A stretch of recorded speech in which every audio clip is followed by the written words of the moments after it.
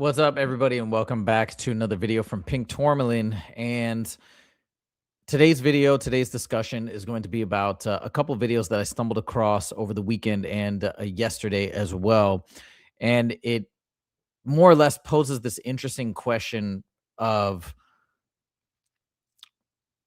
this world. What is this world? Going back to the Gnostic ideas, and they had a very interesting segment in this first video that I'm going to show you where they actually bring up this idea of, well, we have this theoretical, again, it's a theoretical and I think a made up idea of this notion of hell. By hell meaning the way it's conveyed, I think, in like modern Christianity, the idea of a lake of fire and this eternal place of torment. Eternal is the key word, that is inescapable. I think that is a made up construct. In fact, this was also, I talked about this in another video, where the idea of hell was potentially and very likely to be a mistranslation of this garbage dump that was around during the times of like Jesus's life. And he was never intending to describe like an eternal place of torment, but instead a place where they would burn garbage. Anyways, I digress. So when I say, when this video talks about the idea of hell, it's not necessarily asserting that there is indeed an actual hell, but if you look at it in the context of a place where you're kind of cycled through and made to endure negativity on repeat over and over, minus the inescapable part, minus the infinite everlasting part, then they say, well, maybe in fact the wool has been pulled over our eyes to such an extent because maybe this cycle appearing and reappearing on this planet is in fact the torment, right? Where we're thinking, hey, this is essentially, I think a lot of people might think this is a test, or this is just simply like a beautiful experience in general, and then the positive or negative outcome occurs afterwards. Maybe that's part of the trap, part of the trick, that in fact this is where we're enduring our suffering, and the goal is to eventually liberate ourselves or free ourselves from the material world. So I just wanted to start with this clip and see if I could talk about it a little bit afterwards. And then the other thing I wanted to showcase as well is, if you guys are familiar with the psychiatrist Carl Jung, I think Carl Jung, I believe, is the way his last name is pronounced. Very, very important figure in the world of psychology and psychiatry. But we're going to also talk about a book that he wrote that you may not be familiar with, which actually addresses this idea of why is the world seem so backwards. I mean, we always have these questions. I think one of the toughest things for whether you're part of the Islamic faith, the Christian faith, whatever, and I'm talking, when I say Christian, I mean the mainstream Christianity, one of the most difficult things always to reconcile, and even if you look at New Age spirituality, of this idea of like reincarnating to learn lessons and to have your soul spiritually grow, that kind of answers the question maybe a little bit better. But the question that people always have is, well, why would an all-knowing, omniscient being designing this world build in so much suffering and inherent difficulties? And then there are a lot of workarounds and explanations, but it never seems to really add up. I think in terms of, well, why would you bake this in if it's a one-time test and a one-time life and an avenue to do all these things? It seems a bit perverse in a lot of ways. The New Age spirituality explanation, at least for me, resonated with me for a time being, where it's inherently designed to have difficulties, because those difficulties or challenges are things that you agreed to ahead of time, and they're meant to improve or enrich your soul, and so on and so forth. Which now that doesn't seem to have as much merit in my mind anymore, as I've dove deeper and learned about some other theories. But now, if you change the premise upon all of this, which is all this is built, right? I think all of these three different things that I just mentioned are all founded on this premise that it is the true one source, the omniscient, all-loving source that has created the physical world and the material world.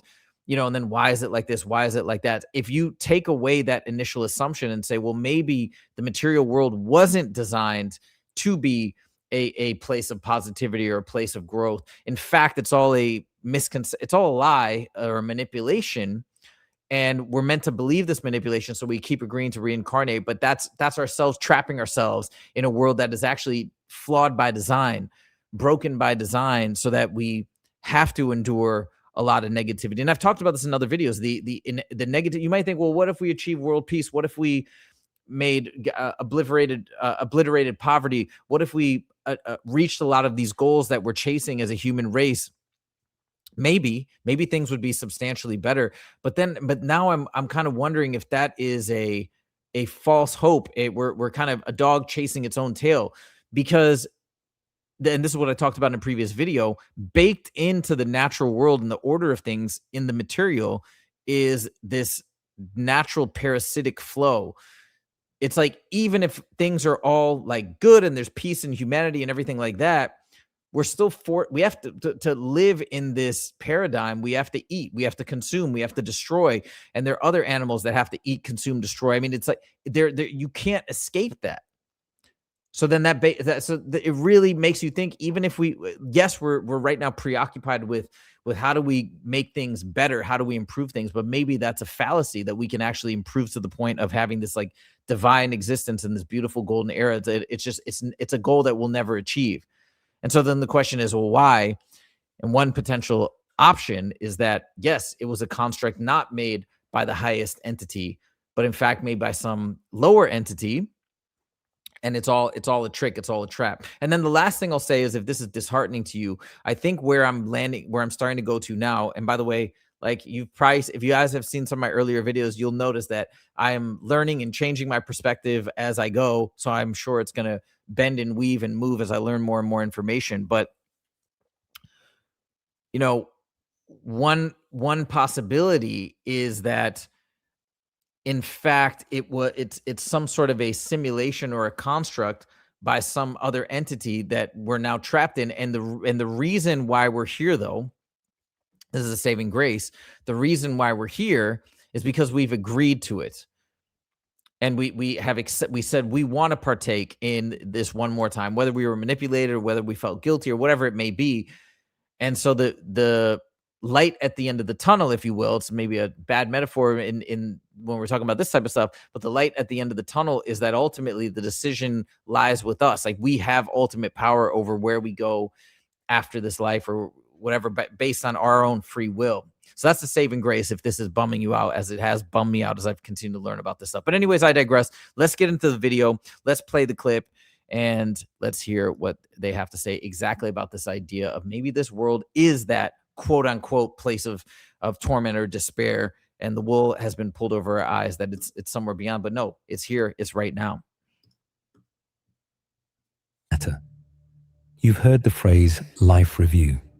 Countless near-death experiences describe being shown their deeds, feeling their emotions replayed, and being told that they must learn more lessons. But here's the hidden question. Who is conducting this review? The Gnostics would say this judgment does not come from the true source, but from the counterfeit rulers of this world. Judgment, even when it feels like it comes from the soul itself, is still part of the illusion. By convincing the soul that it has failed, that it must return to correct its mistakes, the archons ensure the cycle of reincarnation never ends. Perhaps the real hell isn't fire and torment at all, but something else entirely. Perhaps the true hell is returning to earth again and again, reliving life without ever truly ascending. Think of it as a cosmic courtroom where the judge, jury, and prosecutor are all part of the same system. You are convinced of your guilt, sentenced to return, and told it is for your growth, when in truth, it is for their dominion. And what about karma? In the Gnostic perspective, karma is not divine justice, but programming, a set of cords and weights that pull the soul back into density. It's interesting too, because as you listen to this idea of what it could all be about, it seems to be mirrored on this planet in real time right now. I mean, think about, as we are awakening as a public in general, about all of the craziness that's been happening behind the scenes of our leadership and the world authorities, the people really pulling the strings of the world economy, of the banking systems, of the petroleum, the power industries, of all of these different things. We're now starting to awaken to these different power centers that are concentrated not within like the president or the prime minister of this country or whatnot. It's all like there's all this manipulation that seems to be that we just can't escape, and there's so much disinformation and misinformation. We don't know who to believe and when to believe what. And then you find out that the larger system might also be a giant manipulation. So I don't know. That kind of makes sense to me that what's happening, what's playing out in our political system and what's playing out on the world seems to be mimicking the overall larger system, possibly, that we're entrapped in. So that kind of resonates with me. Okay, so that's the first thing I want to show you. Now, the next thing that's very interesting is Carl Jung. It might be Jung, it might be Jung. I'm not sure exactly how it's pronounced, but this guy is a world-renowned psychiatrist, and he has done so much for the field of psychiatry and psychology. And so he's a very well-respected guy. I didn't know this, though, but he actually wrote a book addressing this exact question to some extent, and his book actually falls in line to some degree with Gnostic principles. And by the way, I haven't read his book yet, but I'm definitely going to be buying it and definitely going to be reading it. But there's a video that I'm going to play after this that is about this book. So just to give you a summary of who he was, if you're unfamiliar with him, he was a Swiss psychiatrist, psychoanalyst who founded analytical psychology. He was originally a close collaborator of Sigmund Freud, but later developed his own ideas about the human mind. Jung is best known for concepts like the collective unconscious, archetypes, introversion, and extroversion. Very interesting. Actually, I didn't know that. And the process of individuation, which is the development of whole integrated self. His work has had major influence not only on psychology, but also on religion, literature, philosophy, and art. Very, very well-respected guy. Is part of the point of me showing you this bio. Now, this is the book that I'm referring to. It's called Answer to Job. So Answer to Job is Carl Jung's 1952 book about the biblical story of Job and what it reveals about the nature of God, morality, and human consciousness. Jung's main idea is that in the book of Job, Job is morally more conscious than God appears to be. Job suffers horribly, even though he is innocent. And Jung argues that this creates a deep psychological problem. God allows unjust suffering, which forces a confrontation with divine morality. Jung interprets the story symbolically and psychologically, not just theologically. So this is the setup. This is the premise of the book. And I think all of us, right, have had many moments in whatever religion we're raised in. I was raised in Islam, of like, well, why? Like, so many questions. Why is this happening over there? Why is that person in a worse off situation than me? Why are they in a better off situation? Why is this person allowed to be mean to that person? Like, there's so many things that seem to not add up with this premise that the world is built by essentially like a perfect entity. But again, when you remove that assumption, and maybe that assumption in itself is a fallacy, like a lot of pieces can potentially start to fit together. If this was a poorly designed simulation by intent, a lot of things seem to make more sense, as opposed to always trying to justify it as like, well, everything has a purpose, everything has a place, there's a reason behind it, it's for your betterment, it's for well, what if that's all a fabrication? Okay, so here's the video clip that I wanted to play for you guys. Why Jung believe that Jesus spoke against the demiurge, not the true source, if you will. So here we're going to play this, and then we're going to talk about it as we close out. Lie. The real Jung spent the last decades of his life obsessed with something far darker. He was obsessed with evil. Not as a metaphor, not as a psychological abstraction, but as a structural reality baked into existence itself. And the question that haunted him was not, why do bad people do bad things? The question was, why does a good God allow a world this broken? And here's where most theologians stop. They reach this question, feel the vertigo of it, and retreat into comfortable answers. Suffering builds character. God works in mysterious ways. We cannot understand the divine plan. Jung did not retreat. Jung leaned in. He published a book in 1952 called Answer to Job, and it was not a comfortable book. In it, Jung argued that the God of the Old Testament, the God of fire and wrath and absolute command, displayed behavior that, if you encountered it in a human being, you would diagnose as deeply pathological, narcissistic, rageful, unconscious of his own contradictions, demanding worship while simultaneously inflicting suffering, claiming omniscience while asking questions he should already know the answers to. Where were you when I laid the foundations of the earth? God demands of Job. Jung's response, essentially, was, that is not the question of an all-knowing being. That is the question of a being who needs to assert dominance, because something in him is profoundly insecure. This was not atheism. Jung was not dismissing God. He was doing something far more unsettling. He was suggesting that the God most people worship might not be the highest reality, and that Jesus understood this with perfect clarity. It just really makes you think. And again, these ideas of this story, that's part and it's a baked in piece of so many mainstream religions, Islam included, which is the faith that I was raised in. And I just never knew this, that Jung wrote a book about this and talked about this.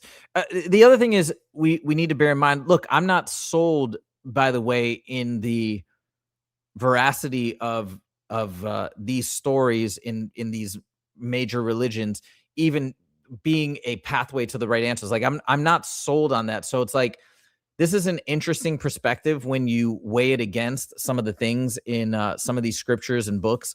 It's a very interesting perspective that does a much better job, in my opinion, of explaining the why behind like why the world is the way it is, if it's supposedly created by an all-knowing, omniscient, all-loving entity. Like, this is a better explanation than the one that I think has been given for a long time. But it could also be the case that we need to discount all of it completely.